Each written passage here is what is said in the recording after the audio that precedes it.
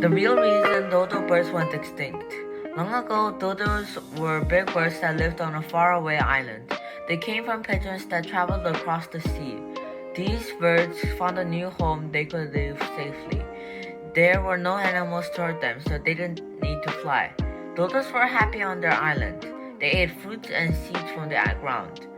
They were big birds, almost as tall as a kitchen counter. They lived with other animals like big turtles and bats. There was plenty of food and space for everyone, but then something bad happened.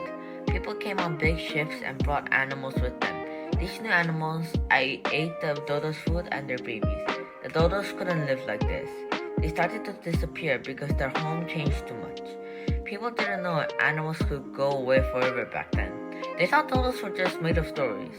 Later, scientists found bones and learned that dodos were real, but people used to think that dodo were silly birds that couldn't survive.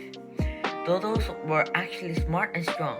They lived through tough times before people came. They weren't ready for the new animals that took away their homes and food.